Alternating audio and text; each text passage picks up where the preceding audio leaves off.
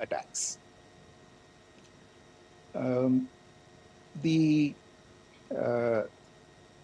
Pakistani claims of now responding to India's strikes of the 7th of May.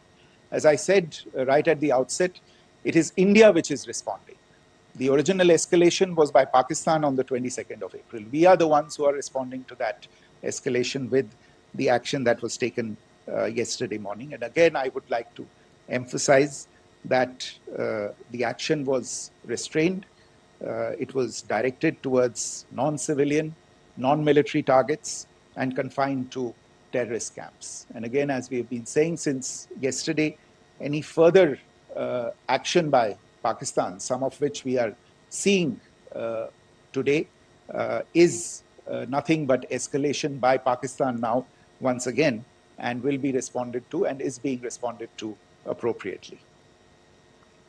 One point that I wanted to also address was the allegations to the targeting of a dam, the Neelam Jhelum project in Pakistan-occupied Kashmir.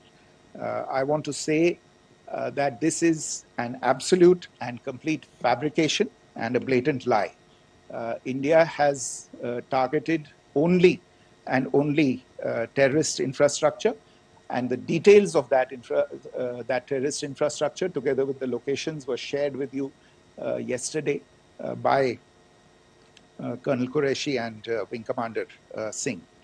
I should note that if this kind of a claim is a pretext for targeting Indian infrastructure of a similar nature, Pakistan will be entirely responsible for the consequences that will undoubtedly follow.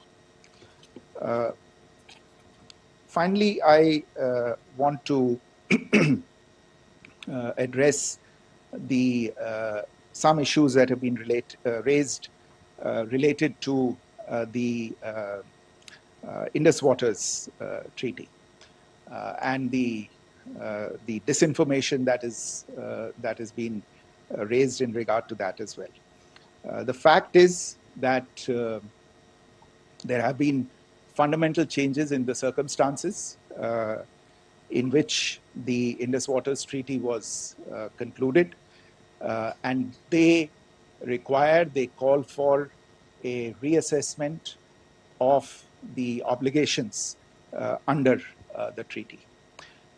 Over the last year and a half to 2 years, India has been in communication with the government of Pakistan. We've sent several notices to them requesting for negotiations to discuss modification of the treaty.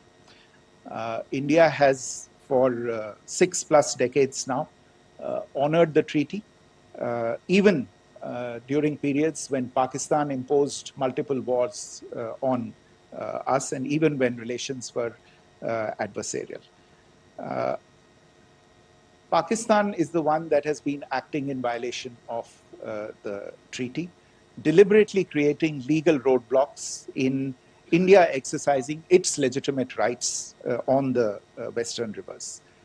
Any projects that India sought to build on the eastern rivers and even on the western rivers, which we are allowed to by the treaty, were always challenged by Pakistan, thereby hampering our rights to utilize our legitimate waters under the treaty.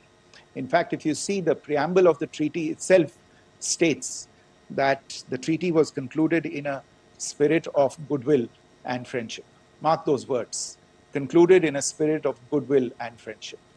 ये भारत का धैर्य और भारत की सहनशीलता है जो 65 साल से हम इतनी प्रोवोकेशन के बावजूद इस ट्रीटी को निभा रहे हैं.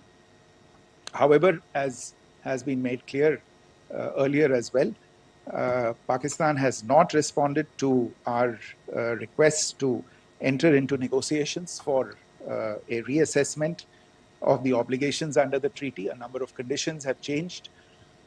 This is a treaty that was based on the engineering techniques of the 50s and the 60s. We are living through the first quarter of the 21st century.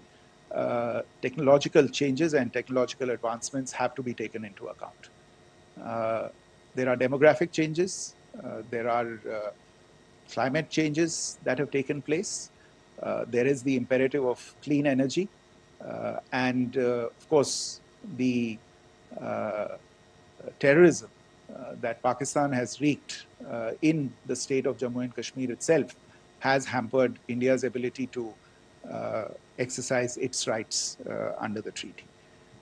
Pakistan's persistent refusal to respond to our request to enter into government-to-government negotiations on the modification of the treaty is, in a sense, itself a violation of the treaty. And therefore, India has taken the step of putting the treaty in abeyance until Pakistan abjures irrevocably its support for cross-border terrorism. Maybe I'll stop there. I mentioned earlier yesterday as well that this is an evolving situation. I would therefore ask all of you to be considerate and restrained. It will not be possible for us or my colleagues from the armed forces to share operational details at this point in time. Beyond that, if you have any questions, may I have time for only a few, and I'll try to answer those questions. Okay, I give the floor to Rishabh.